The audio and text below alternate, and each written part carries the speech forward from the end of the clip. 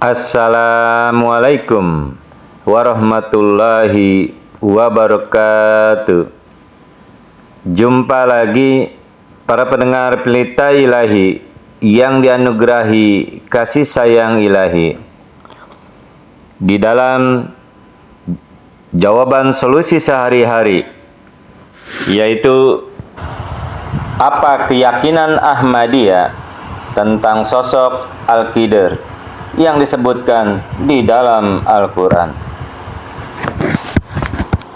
Seorang teman dari Inggris menulis surat kepada Hadrat Amirul Muminin Khalifatul Masih kelima ayyadahullahu ta'ala binasrihil aziz, menanyakan apa keyakinan jamaah Muslim Ahmadiyah mengenai Al-Qidr.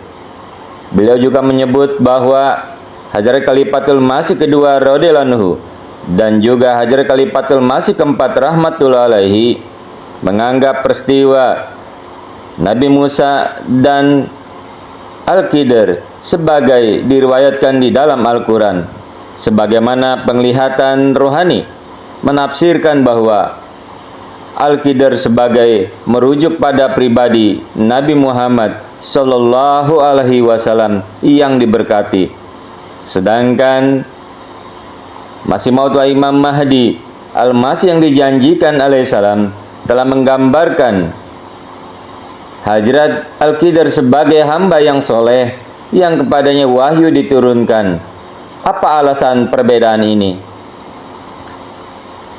Pada surat tertanggal 23 Mei 2023, Hadrat Khalifatul Masih Waqt Hadrat Mirza Masur Ahmad ayyadahullahu ta'ala binasrihil aziz telah memberikan jawaban mengenai pertanyaan ini sebagai berikut.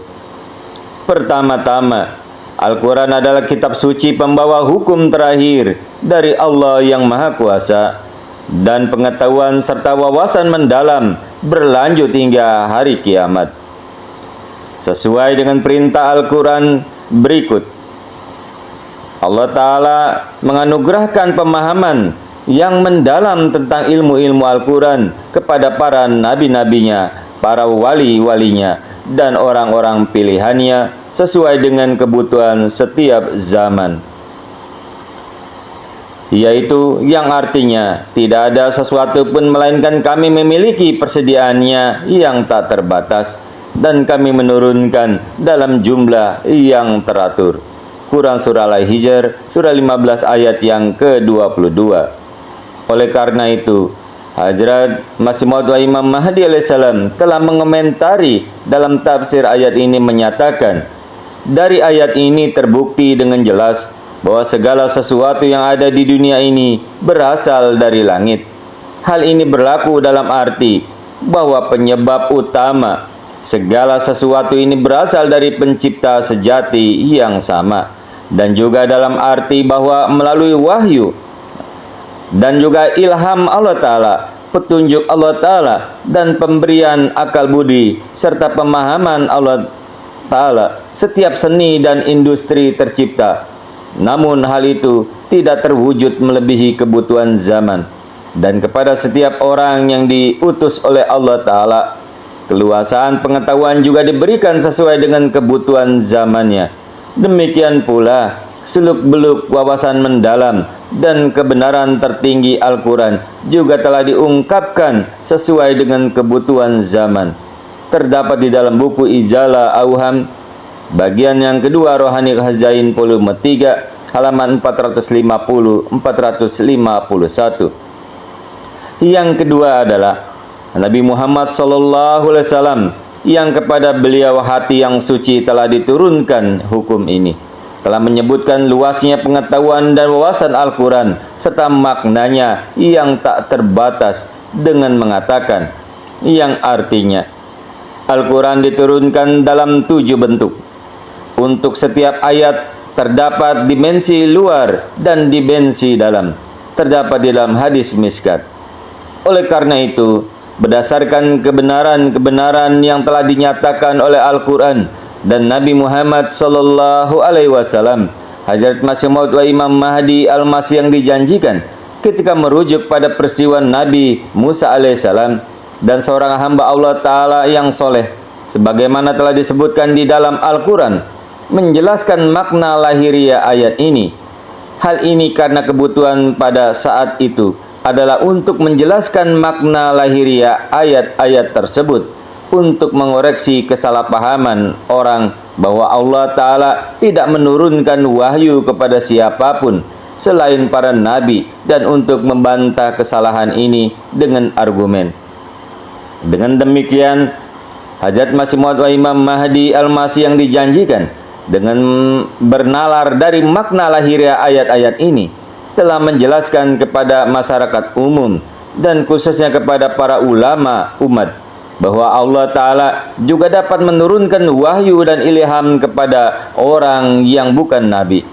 Untuk mendukung pendapatnya, beliau alaihissalam telah memberikan 4 contoh dari Al-Quran, menyebutkan murid-murid Nabi Isa alaihissalam, ibnu Nabi Isa alaihissalam, dan juga ibu Nabi Musa alaihissalam, dan hamba Tuhan ini dalam peristiwa bersama Nabi Musa alaihissalam. Dan dengan demikian membuktikan dari Al-Quran bahwa wahyu diturunkan kepada semua individu manusia ini. Lebih lanjut, dari peristiwa ibu Nabi Musa alaihissalam dan hamba Tuhan ini bersama Nabi Musa alaihissalam, Al-Masih yang dijanjikan juga berpendapat bahwa ilham seorang wali selain ilham seorang nabi juga pasti dan meyakinkan. Itulah sebabnya ibu Nabi Musa alaihissalam menganggap ilhamnya benar dan pasti, menempatkan bayinya yang baru lahir ke sungai, membawanya ke ambang bahaya, dan hamba yang soleh itu menganggap ilhamnya benar dan pasti, membunuh seorang laki-laki. Seandainya individu-individu seperti ini tidak menganggap ilham mereka benar dan pasti, mereka tidak akan pernah bertindak seperti itu.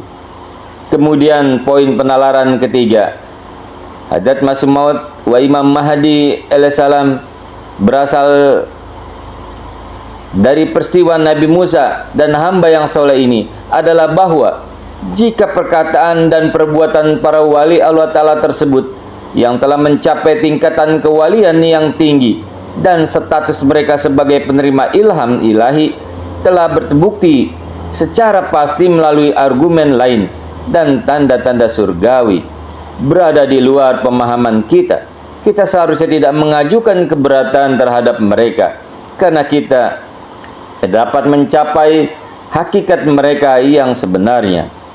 Semua argumen yang disampaikan oleh Hajat Masih Maud salam hanya dapat dibuat dengan menjelaskan makna lahiriah dari ayat-ayat itu, bukan dengan menjelaskan makna batiniahnya. Oleh karenanya, beliau alaihissalam membatasi diri pada makna yang tampak dari ayat-ayat tersebut.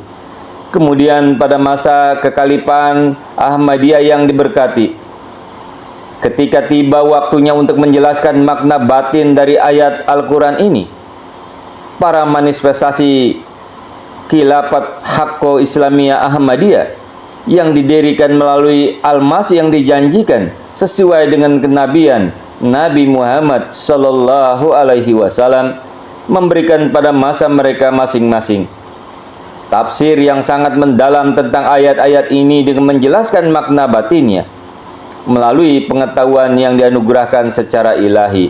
Mereka menganggap peristiwa Nabi Musa alaihissalam dan hamba Allah yang soleh yang disebutkan dalam Al-Quran sebagai penglihatan rohani Nabi Musa alaihissalam, dan menafsirkan hamba yang saleh itu sebagai merujuk kepada pribadi yang diberkati dari Tuhan dan dipimpin yang merupakan pemimpin kita, Nabi Muhammad Rasulullah Sallallahu Alaihi Wasallam.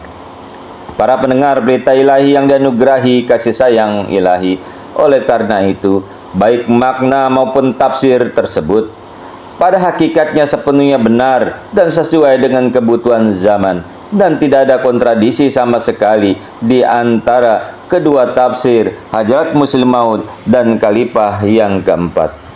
Itulah para pendengar berita ilahi yang dianugerahi kasih sayang ilahi yang dapat disampaikan, ya, mudah-mudahan dapat dipahami. Allahumma amin. Assalamualaikum warahmatullahi wabarakatuh.